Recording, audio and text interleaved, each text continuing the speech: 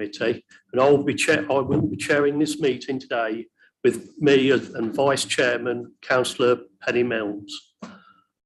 I'm not a little bit of housekeeping. I'm not aware of any fire drill taking place today. So if there is a fire alarm sounding, then please vacate the building via the stairs.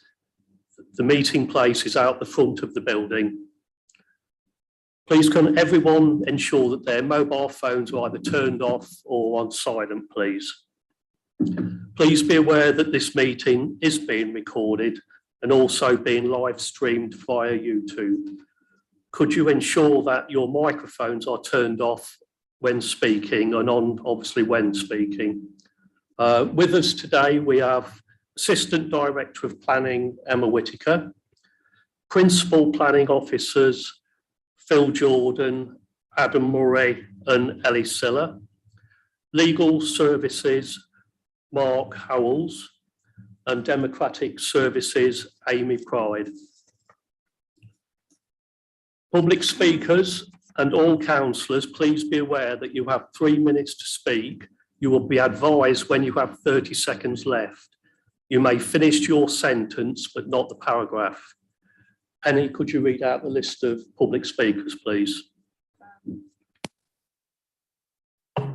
Public speakers today on agenda item 4, application reference S21 1974, District Ward Councillor, myself, Councillor Penny Milnes, Parish Council, Fulbeck Parish Council, Councillor David Morrison, and the applicant's agent, James Rigby.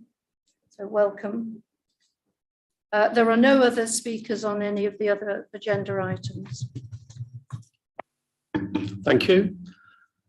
Agenda item 1, Amy, could you read out the apologies for absence, please, and do the register of attendees? Thank you.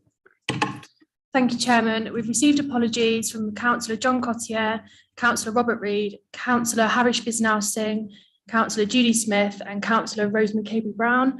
Councillor Paul Wood will be substituting for Councillor Harish Bisnal Singh.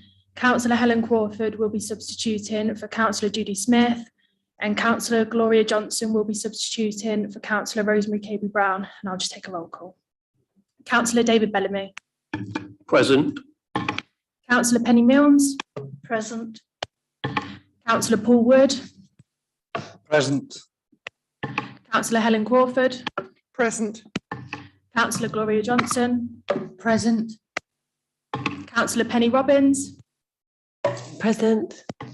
Councillor Nick Robbins. Present. Councillor Ian Selby. Present, Mr. Chairman. Councillor Judy Stevens. Present. And Councillor Ian Stokes. I'm here. And just to note, Councillor Phil Dilks has not yet arrived. We haven't received any apologies from him. Thank you. Thank you, Amy. Does agenda item 2, does anyone have any disclosure of interest for consideration? If you believe you have at any point in the meeting, then please let us know straight away.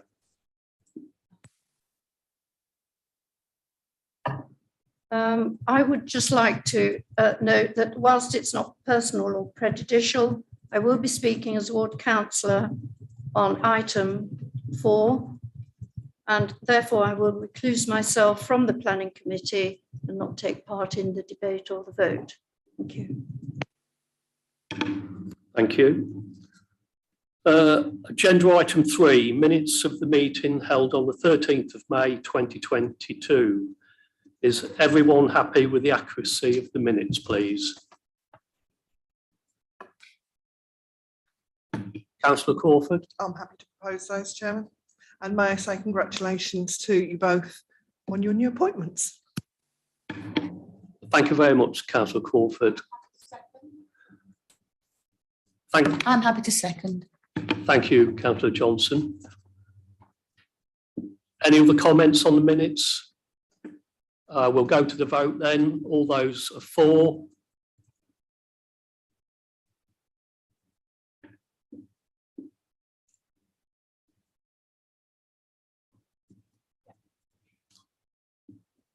Against? Any abstentions? Yeah, Mr. Chairman, I wasn't at the meeting. Thank you.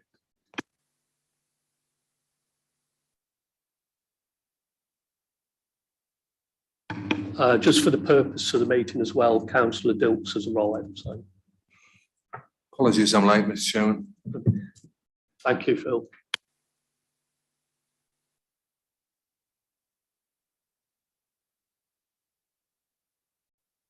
We'll move to the main agenda. Agenda item 4, application S211974. And for a start, I'll hand you over to Adam, who's going to do the presentation. Thank you, Adam.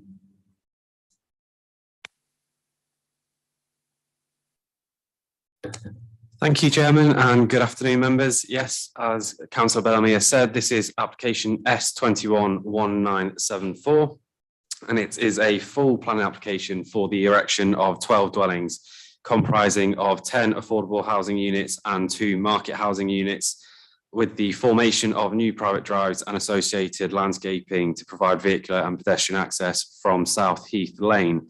And the site is land north of South Heath Lane in Fulbeck, and the application has been referred to committee due to being a major development proposal. There we go. So the site is approximately ½ a hectare in size and is broadly rectangular area of land to the north of South Heath Lane on the eastern edge of Fulbeck. So I don't know whether it's fairly clear for members to see. It's this parcel of land just outlined red here. So you've got the main part of Fulbeck, sort of the main through road, the A607 running here. It's just off on that eastern side.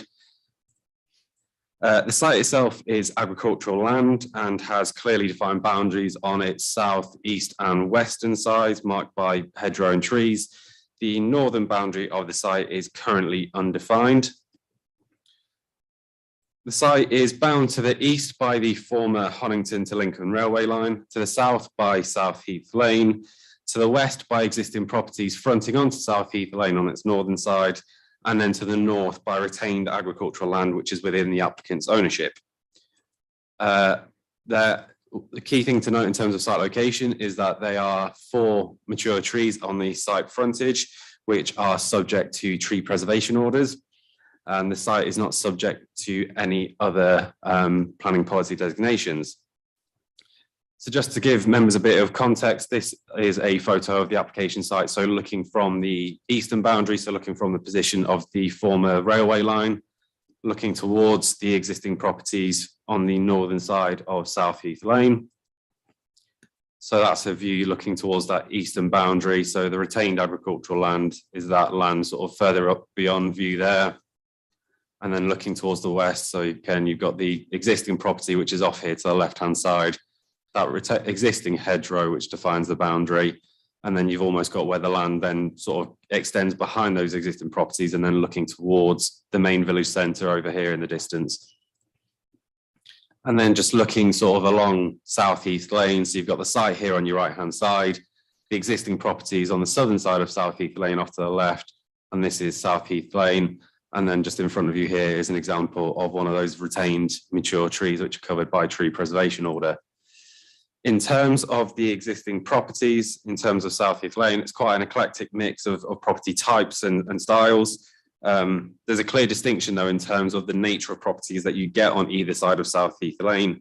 So on the northern side, what you do have is generally detached bungalows or dormer bungalows, which extend from Cliff Road to the A607 from the centre of the village towards the western boundary of the site. So just as an image here, this is an example of one of those properties. And then just another example of further sort of away from the application site towards Cliff Lane, another example of the sort of the distinction in character that you've got in terms of those bungalows. And then on the southern side of South Heath Lane, development doesn't actually start until about 70 metres to the west of the application site. There's a rather large open field between Cliff Lane and the start of the built form.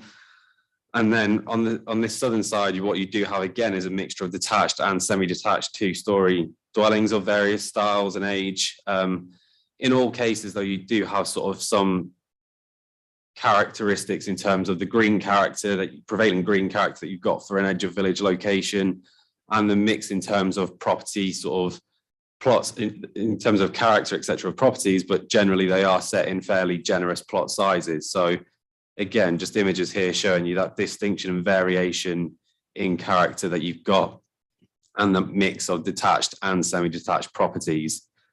In terms of the scheme that we've got in front of us today, as I say, it's a full planning application for 12 dwellings, comprising of a mix of 10 affordable housing units and 2 market housing units.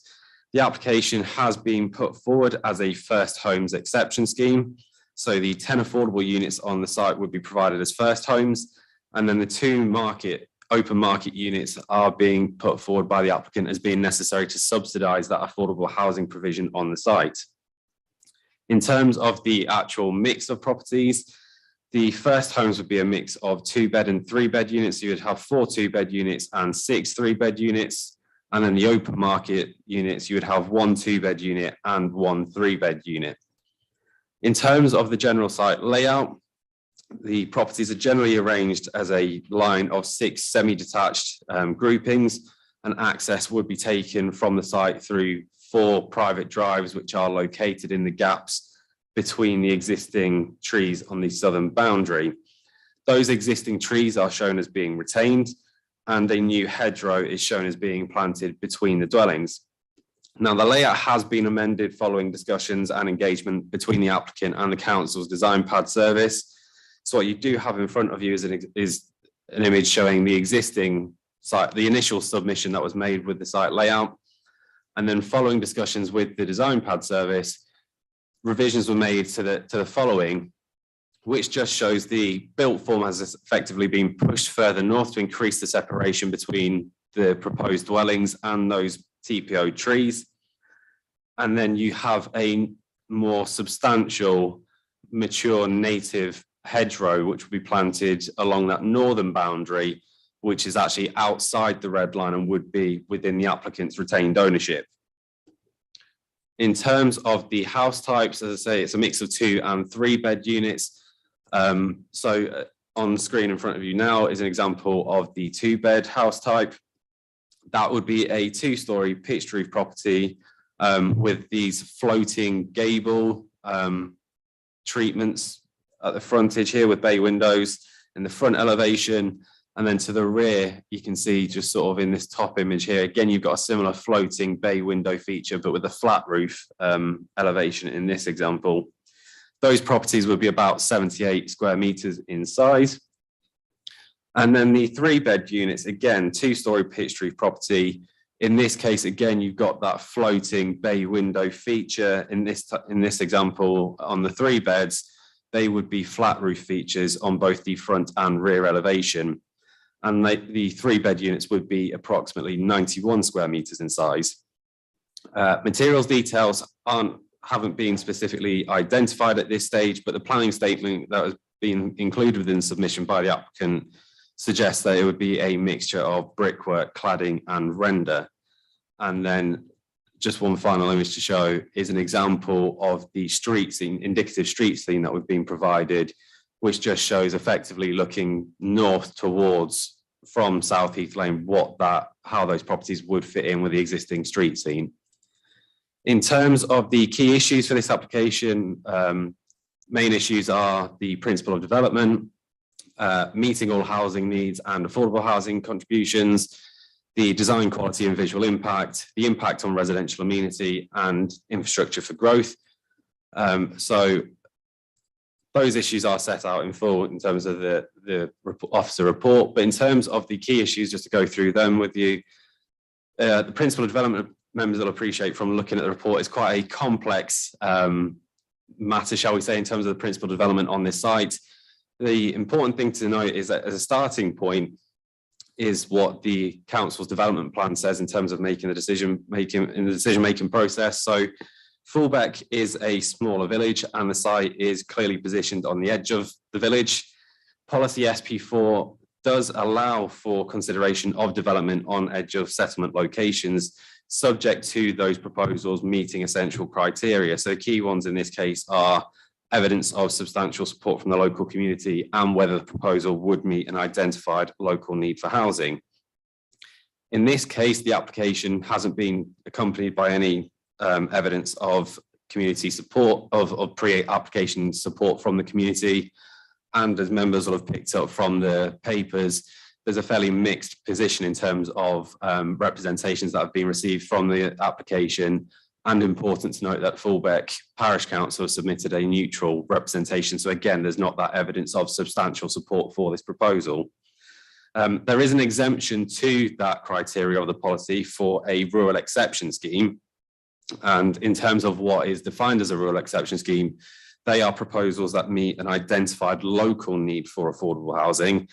Now, in this case, the council's housing register shows that the identified local need for Fullbeck is for specialist accommodation, so properties that have been adapted for residents with disabilities, and would also need to include a traditional mix in terms of affordable rented accommodation alongside affordable home ownership products. So in this case, the scheme wouldn't actually fall within the definition of a rural exception scheme.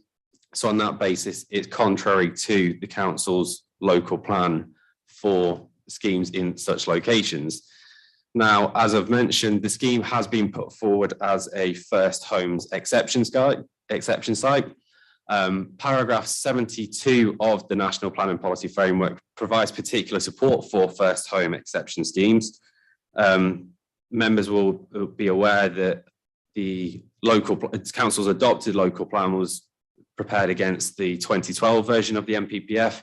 First homes entry-level exception schemes were something that were brought in as part of a later version of the NPPF, so haven't been particularly picked up within policy SP4 and that rural exception scheme criteria that is allowed.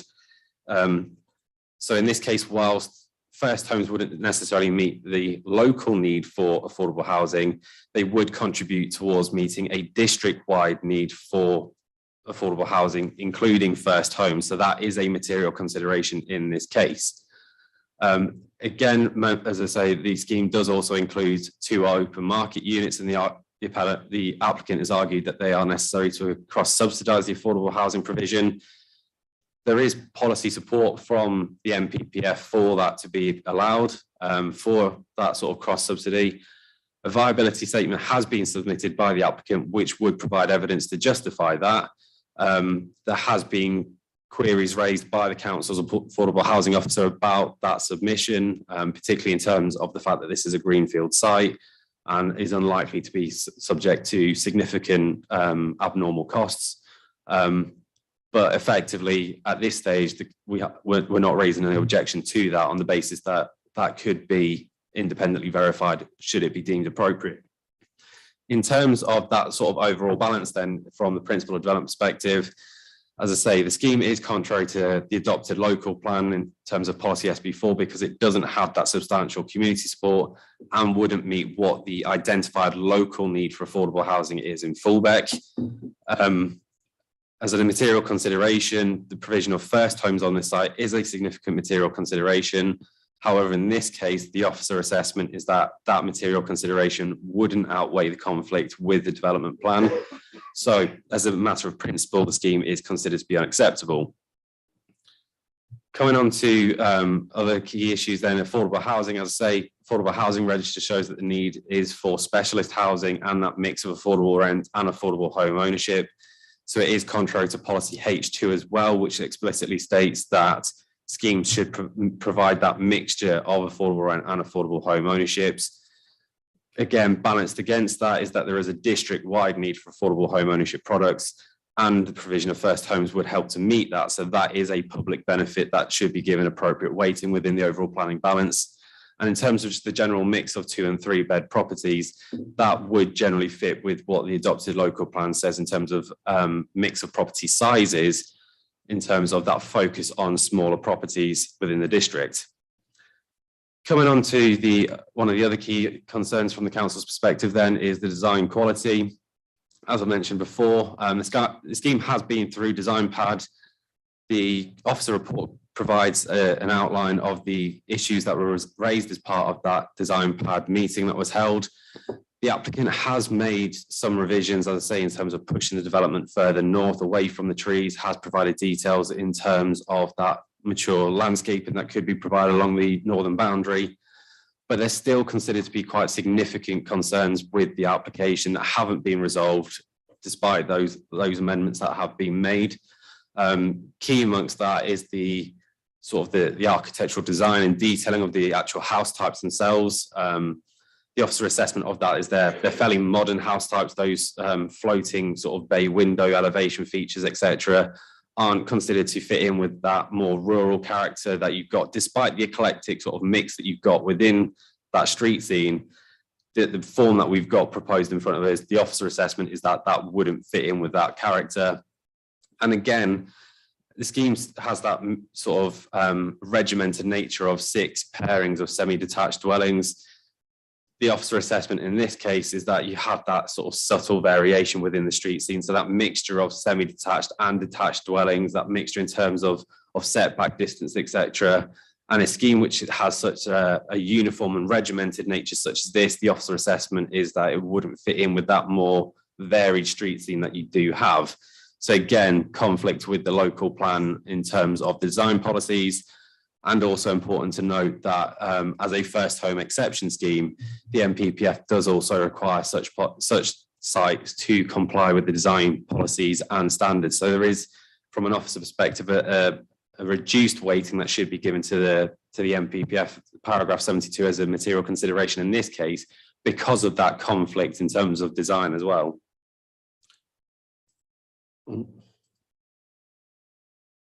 And then just coming on to residential amenity, the existing property on the western side, so it's still on that northern side of South Heath Lane, but on the western side, immediately abutting to the site, does include habitable windows which face into the site.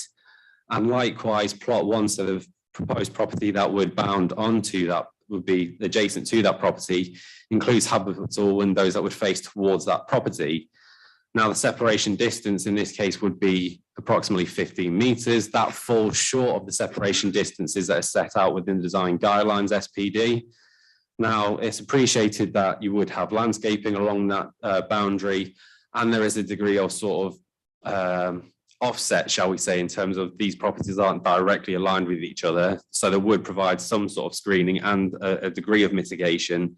But again, the officer view in this case is that that wouldn't be sufficient. There would still be an unacceptable adverse impact on privacy.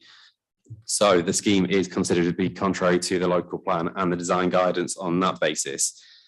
So in terms of taking the overall planning balance, as I say, the scheme is considered to be contrary to the adopted development plan as a whole.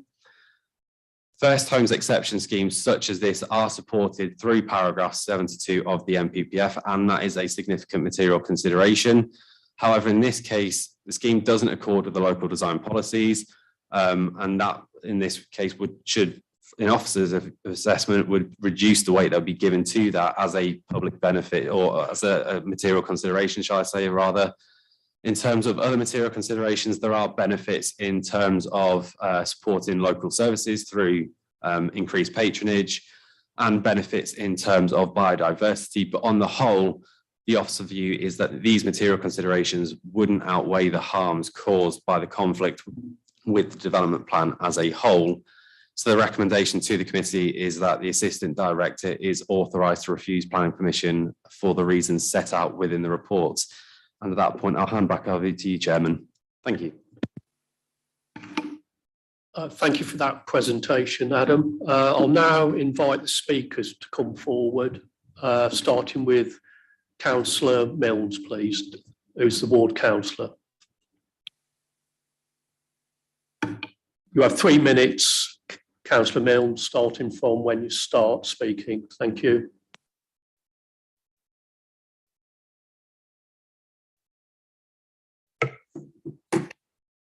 The site is on a sensitive edge of this small village where visual impact and street scene, together with local need issues, are paramount. Local support could be forthcoming for some affordable housing, particularly a mix of tenures to fulfill identified local need. This application does not address that local need to present as a rural exception site, but specifically limits the offer to 10 first homes with 2 market houses for viability reasons not yet independently verified. Here is the crux of the problem, as masterfully explained in the officer's report. It is complex, but the scheme fails overall on rural exception and puts the application squarely into the first part of SP4 and fails SP4E. Valid evidence of local community support has not been sought or demonstrated and therefore fails SP4A. The rural site constraints are imperative to appreciate, in particular the relationship with the existing street scene, open countryside to the north, and the row of 4 trees on the south frontage, the subject of a tree preservation order. I quote, "Having large open canopies, the trees are clearly visible from South Heath Lane. In that respect, they make a strong contribution to the visual amenity and the leafy character of the area. The loss of these trees would have a detrimental effect on the landscape and its enjoyment by members of the public." 2 trees were removed just prior to designation, whilst in full leaf, to the detriment of the setting and to allow for the proposed access points. Maybe they should be replanted to restore the amenity lost. Furthermore, the sole provision of first homes has a knock-on effect of resulting in a row of semis out of character and appearance with the surrounding context, contrary to SP4B, DE1 and EN1. This is not subjective, but a professionally considered objection from our urban design team and with reference to our adopted design guide. Despite early advice as to how to make the proposal acceptable in design and policy terms, and while some suggestions have been incorporated, there has not been sufficient movement to outweigh the critical disadvantages of shortfall in policy and unacceptable design quality. Only in exceptional circumstances would an application for affordable housing be refused. But in accordance with the well-reasoned and 30 balanced seconds. technical and policy arguments presented, combined with the all-important professional design and layout objections and the complexity of the affordable housing element, the recommendation for refusal for the detailed reasons provided should be accepted.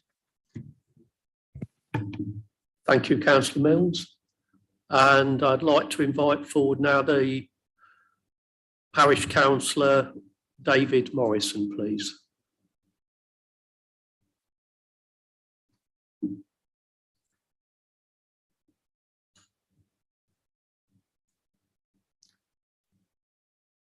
You have 3 minutes, Councillor Morrison. Thank you. Thank you. Forward Parish Council submitted its comments early in the planning stage. But as things have changed somewhat since then, I need to expand on and update some of those comments, which I'll do first. There was a concern that as the current sewage and wastewater network on South Heath Lane sometimes had been unable to cope with the existing properties effluent, and with the proposal increasing the number of houses on the lane by 54%, future problems are likely to be an issue. Anglian Water have now confirmed they will upgrade as necessary, but there is now considerable concern that the work is likely to create serious disturbance and disruption for the current residents and highway users. Until we know what work would be involved, the uncertainty will continue. The Highways Authority have no objection to the proposal, other than comments regarding footways, etc. However, eastwards from the proposal site to the A17, a distance of nearly 3 kilometres, South Heath Lane becomes effectively single track with no official passing places and soft or steep verges. This lane is regularly used by traffic accessing and egressing Fulbeck, plus regular heavy agricultural plant and HGVs. So movement is likely to become even more problematic with the additional traffic from the development.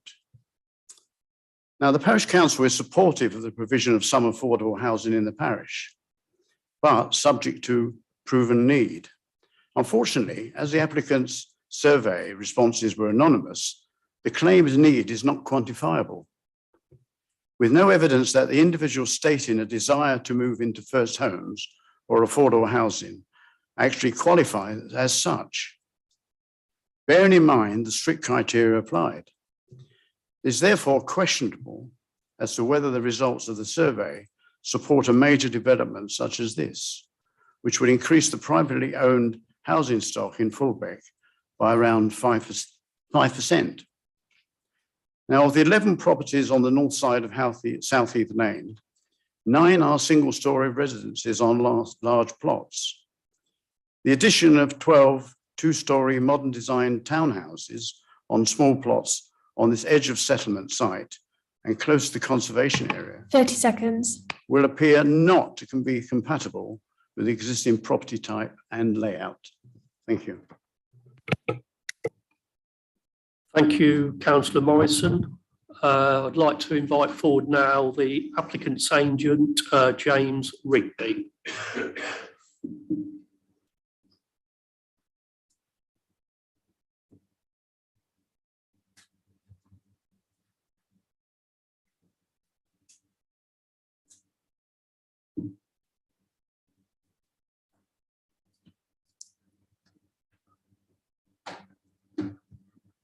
Thank you, Mr. Rigby. You have 3 minutes.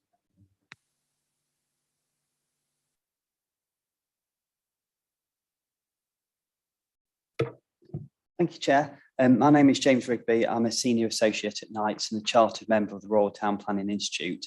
I'm here to speak on behalf of the applicant, Miss Alex Fain, who grew up and lives in Fullbeck. Alongside the applicant's commitment and significant investment in the recently expanded Fullbeck Craft Centre, the applicant has an unwavering desire to improve life for those who live in the village. A key part of this is providing much needed affordable housing for those who live or have a strong connection to Fullbeck and simply cannot afford to purchase their own home in the village. The applicant is particularly concerned that the village is dying. Property prices are continuing to rise astronomically, and many people who have grown up in the village have to move away to afford themselves an opportunity to get that all-important first step on the property ladder. The applicant commissioned a housing and local employment needs survey prior to formalising these development proposals. This confirms that a need for additional affordable housing in Fullbeck Parish can be evidenced. This document was issued in March 2021 and submitted in support of the application. House prices in Fullbeck are particularly high in comparison to other parts of the district and Lincolnshire as a whole. The applicant's survey confirms that, not surprisingly, a significant proportion of respondents would not be able to afford to purchase an average property in the Fullbeck area, indicating a need for a sizable deposit which is beyond the reach of many. It is important that I highlight that this survey appears to have been given little or no weight by the council's planning and housing officers, who are relying on their own data, which fails to reflect the recent introduction of first homes, which were introduced in May 2021. It is clear that first homes are here to stay and on the government's preferred discounted market tenure. It is important that I also highlight a key point within the government's approach to first homes. Now, the government actively encourages local authorities to apply a local connection criteria to first homes. The government's model Section 106 agreement includes a clause which allows first homes to be actively marketed for a period of 3 months for those with a local connection. The applicant's intention is that these units would exclusively be marketed to those with a strong connection to Fullbeck for 3 months. It is disappointing that potential overlooking from the side elevation of plot 1 has been raised so late in the day. The site's western boundary benefits from significant vegetation and screening, so we do not believe that overlooking would negatively impact on residential amenity. 30 seconds. Okay, thank you. Should you be minded to approve the scheme, then this window can be fitted with obscured glazing, and this can be secured through an appropriate planning condition. As I touched on earlier, South Heath Lane is eclectic in character, with semi-detached properties located directly opposite the site. We reject the officer's opinion that the scheme is out of character. And this point is key, I think, picked up by Adam, that the adopted local plan was prepared and examined under the provisions of the 2012 framework. Therefore, first homes exception sites are not explicitly identified within. Your 3 minutes is up. Sorry. SD4. Thank you. If you want to just wait there, I'll just see if there's any questions from the committee. Councillor Crawford. Lovely, thank you. Why has the applicant decided to use a very modern, and I would have said urban design, when it is totally out of character with the rest of the village? Thank you. Okay. Well, I think sort of design and character are very subjective in nature. what the applicant was very much looking to do was embrace modern design and green design. And within that came that led to the approach to adopt a modern design. Within the scheme itself, the proposals are looking at a fabric first approach to architecture, which requires on heavy insulation. So that dictated a modern footprint, as well as the use of solar panels, which again, the applicant's view was they could be better assimilated onto a property of modern design rather than more traditional means. Okay. Councillor Wood, please. Yeah, thank you, Mr. Chairman. I think you're building these 12 properties. Could you sort of let me know how you think that meets the local community need? Because reading the reports, it doesn't seem to meet the local needs to me. So can you justify sure. that, those 12 properties meeting the local needs, please? Yeah, well, as I sort of touched on, I appreciate I only had 3 minutes, but the applicant commissioned an independent housing and local employment needs survey prior to submitting the application. What that survey indicated is that a lot of people in Fullbeck are struggling to afford their own property, but they want to have the opportunity to stay in the village. And there was a shortage of affordable market properties within the village. So the applicant's approach was very much to embrace the government's instruction of first homes, which allows local people to purchase a property at 70% of market value, which is also capped at 250,000. So there was significant need within the applicant's own survey, which demonstrated that need related to more towards starter homes than rented properties. And first homes are very much, I guess, sort of an iteration of the starter home concept. Thank you. Any other questions, please? Councillor Crawford. Sorry, just going back to that, you said there was a number or a quantity of people. Can you qualify that with an actual figure, please? If you just bear with me.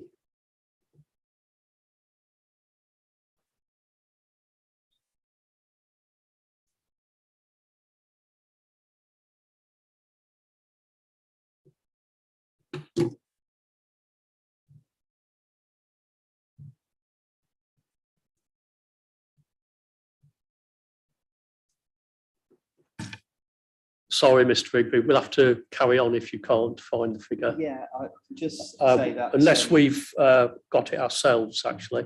So Adam, from please. what I've got in front of me, councillors, the housing needs survey here says that a response was received from 63 out of 262 surveys sent out. Thank you. Any other questions, please? Councillor Dilks. You're very kind. Thanks very much, Mr. Chairman. I wasn't going to ask a question. I was going to save my remarks for debate, but I will do. I just wondered, you mentioned that you didn't agree with the officer saying that the design was out of character, which you're entitled to do, of course. But would you accept it's not just the officer saying that? I'm sure that those remarks came from the design pad of various sort of inputs, but also from the parish council, that's before us. They think it's not in character either. But moving on from that, when you said that, and I welcome the applicant wanting to meet local need for housing and affordable housing, but do you not accept that what we've been told in the officer's presentation, that the need actually is for to meet the needs of people with physical disabilities? I think that's one. That's one element of need. I think it's difficult to capture need in surveys, but I think what is clear that house prices in Fullbeck are significantly higher than the rest of the district. And it's anecdotal evidence, but we attended a meeting, gave a presentation to the parish council, and there were a number of residents who stood up and spoke at that meeting who referred to the fact that they they have a need. They would like to stay in Fullbeck, but they're struggling to afford to stay in the village. And I think that was reflected within the applicant's own needs survey, that affordability is key for many. Thank you. And if there's no more questions, yeah,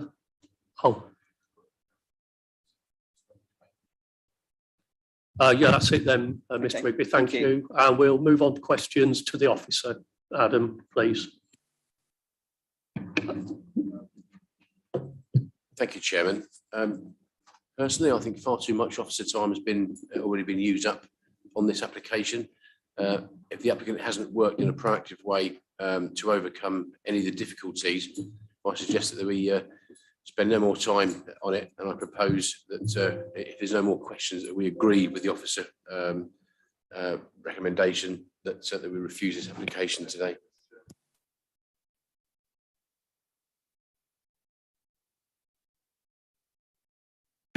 So we've got a proposal and a second. Does anybody else want to ask any questions of the officer for? Anybody want to do further debate on the application? Just in seconding my colleague's proposal, I'll just back up. There's just too many problems with this application. It's not just one thing. It's quite a lot of problems, if I can put it that way, and barriers to making this application acceptable. And I welcome the work that the design pad and others and the officer has been, putting in to try to make this application acceptable, but it just isn't. We haven't reached that point, or quite honestly, anywhere near it. So that's why I'm seconding Councillor Robbins' motion. Thank you. Okay, if nobody else wants to speak, we've got a proposal from Councillor Robbins and seconded by Councillor Dilks. That's for the officer recommendation, which is refusal of the application. So we'll go to the vote, please. All those in favour?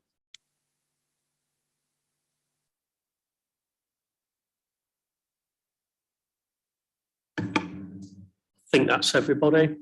Nobody against, no abstentions. All right, thank you.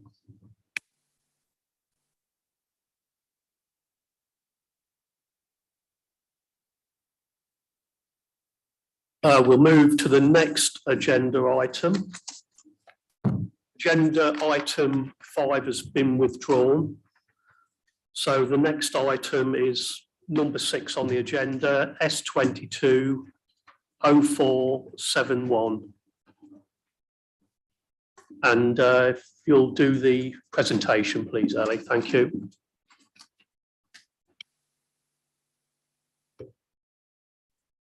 Thank you, Chairman. Good afternoon, councillors.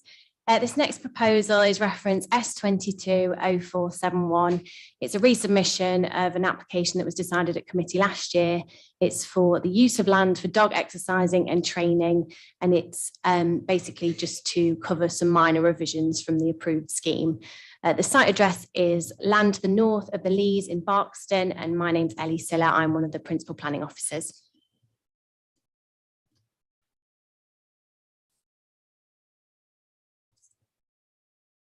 So the key issues are the principle of development, visual impact and character of the area, impact on residential amenity, highways, safety and parking.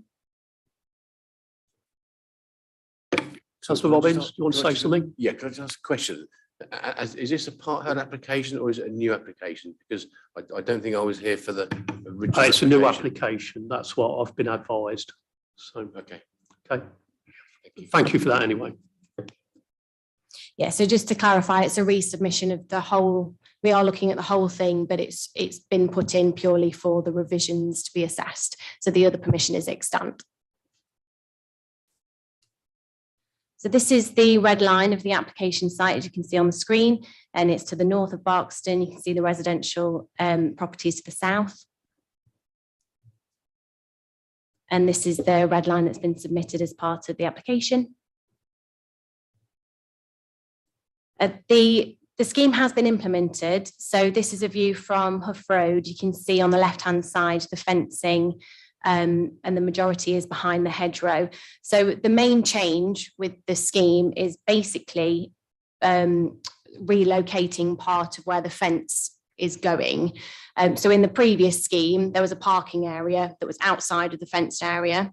But now they've included the parking area within the fencing, and the purpose of it was for safety for the dogs, so that they couldn't run out of the car park onto the road. So that is the main change that we're looking at here. So that's another photo. That's the parking area just behind that car. So the parking area is gated, and that's the gate with the safety sign that was conditioned as part of the previous scheme. This is the proposed layout. It's very faint, but if you can see, can't really see it very well, but the previous scheme, the fence would have cut across here, and now it goes along the boundary behind the hedgerow that's existing.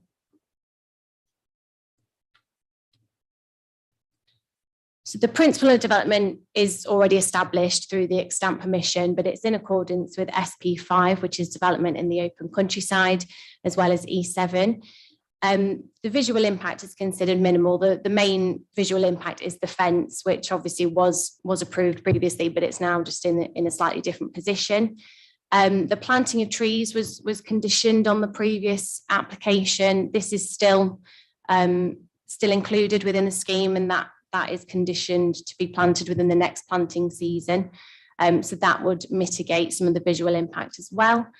In terms of residential amenity, there are quite a number of conditions imposed that were discussed in detail at the last time it came to committee, in terms of things like restricting amplifying equipment, restricting the number of dogs at a time on the site. All those conditions that were on the previous scheme are included to make sure that the impact on amenity is still acceptable. Parking is essentially the same, but we now have the gated area. You can still pull off the road without having to wait and open the gate. There is space to pull off the road before opening the gate. So in terms of safety and highway safety, that's the same as the previous. No objections have been received this time round. So the recommendation is to approve, subject to the conditions that are within the report. Thank you very much, Chair. Thank you, Ellie. Any questions to the officer, please? Thank you. I'll take them in order. I think Councillor Wood was first. Thank you, Mr. Chairman. It's just a straightforward question, really. Very minor, no problems with the application, no problems with approval for it from my point of view. Just a question for clarification. And I think I know the answer. It's classed as a major application, but these things don't appear as, they don't look like a major application. Is it just because of the land area that makes it a major application? Is that why it comes to committee? Yes, for this one, it's over 1 hectare in size. That's the reason for it to come to committee. Thank you. Councillor Crawford, please. Thank you. I think this is very sensible to have the car parking closed, and I can see no reason why we would not offer that and accept this proposition and accept the application. Thank you. So I propose that. Thank you, Councillor Crawford. Councillor Dilks, please. Thank you, Mr. Chairman. My question was going to be, and is, how, and I remember this site, I believe we had the site visit last year, or was it the year before? Time fly. I've got no problem with the application or the site, but I just want, could you just remind us how far away are the nearest houses? It's 92 metres. 92. Perhaps I should say that, are we on debate? Just one more question from Councillor Nick Bobbins.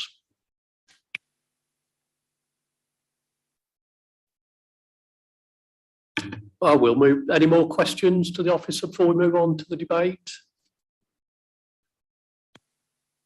Councillor Dilton, please, Phil. Councillor Crawford was making, I think that was a proposal from Councillor, I'm happy to second it, to keep up the good work. But I've got no problem with it at all. And as Councillor Corbs already said, it does seem very sensible to open your car, you know, once you're inside the pen, if I could put it that way. And the reason I asked, as you'll be aware, for the how far away is because we have had the one in Deep in St James. We've won it on appeal. But you know, I'll just remind you that was 16 metres away from the nearest house, and quite a lot of houses too. So you know, I welcome the fact. I don't want anybody to think I'm against dog training. I think it's a very good thing, and a trend that's obviously sort of coming in. People are using these sites, and I quite welcome that in the right locations. And I think this is so. I do second. Thank you. Thank you, Councillor Mills. Councillor Stokes, please. Thank you very much. This happens to be in my patch, so to speak. And I've had words with the parish council over this on a couple of occasions, and there no objection whatsoever to the revised arrangements, because it seems very sensible, and I will go along with approving it. Thank you. Anything to add on that? No, if not, then we've got a proposal from Councillor Crawford, which has been seconded by Councillor Dilks, and we'll go to the vote. All those in favour of approval, please.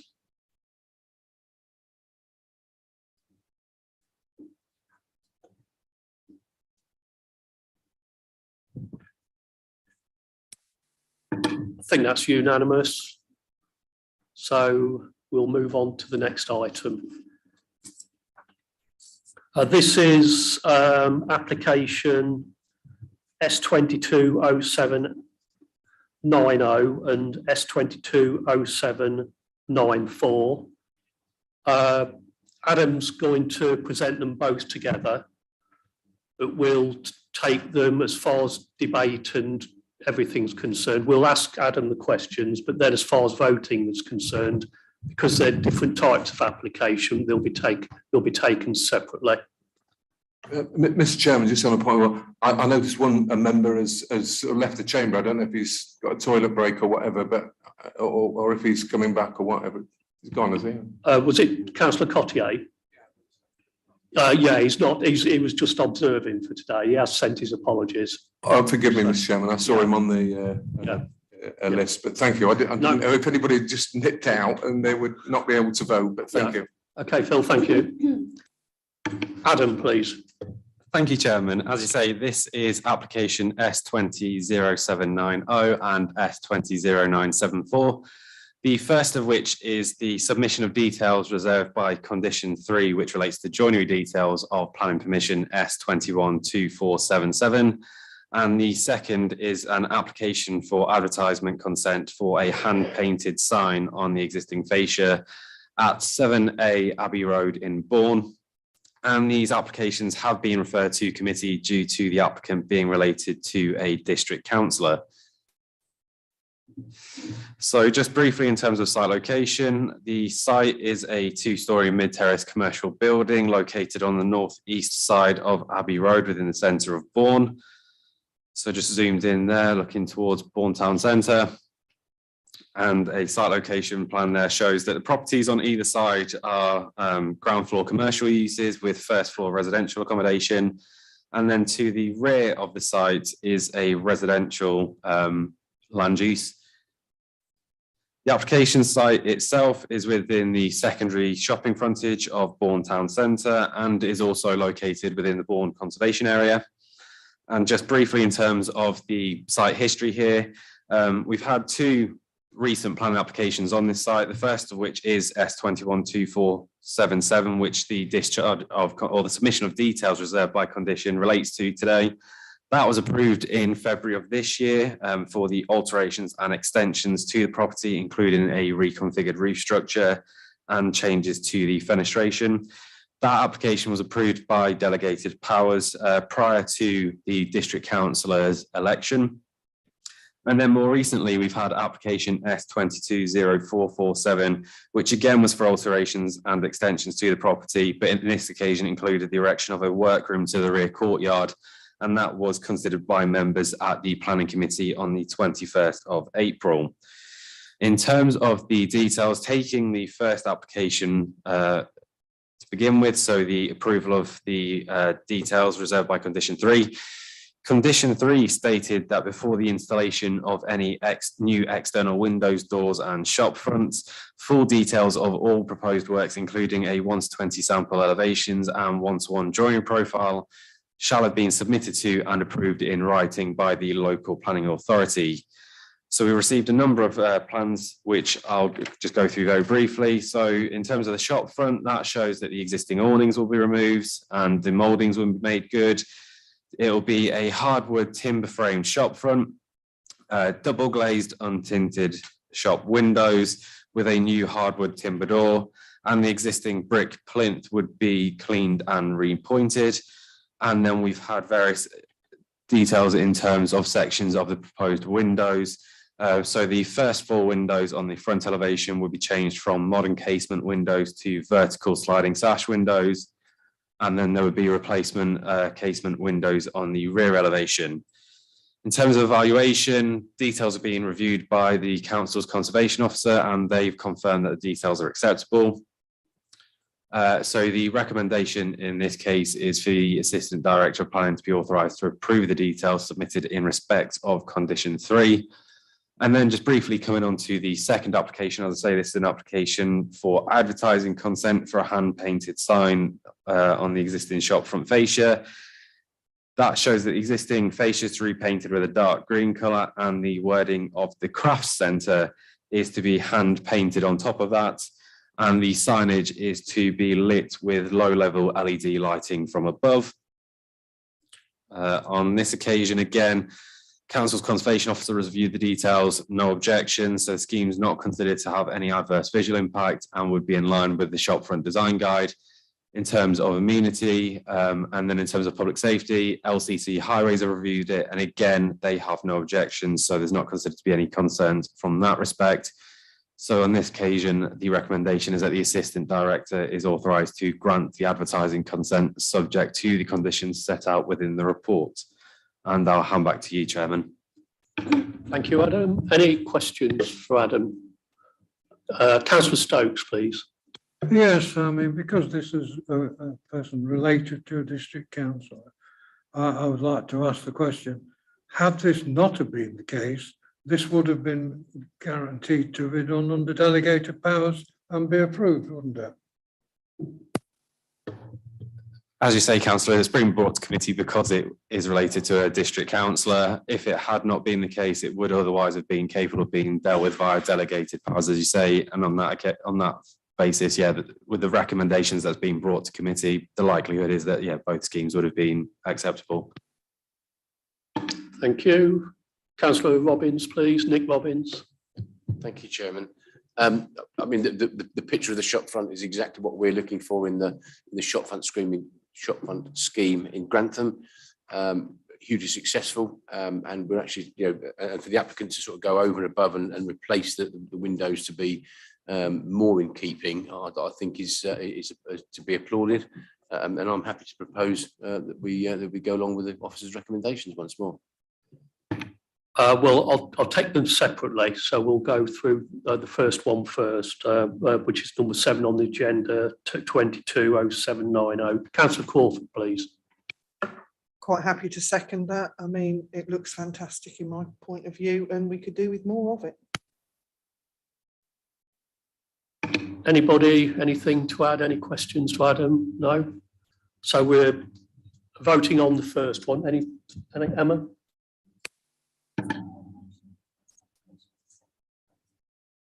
We're taking the first one and then the second one separately. So because they're two separate applications, and I believe they're 2 different types of application, like I say, we will take them separately. So we have a proposal from Councillor Robbins, seconded by Councillor Crawford, and this is for S220790.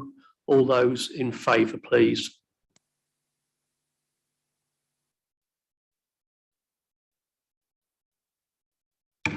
Thank you. Now, has anybody anything to add on the painted sign on the front S220794. I'd like a proposer, please. Again, councillor Robbins proposing. Yep. Exactly the same as the last application. as I say. Yep, thank you very much. Councillor Crawford, you seconding? Happy to second, and it looks lovely. Thank you very much. Anybody, anything to add? In that case, we have a proposal again, councillor Robbins, seconded by councillor Crawford for S220794. We'll go to the vote. All those in favour, please.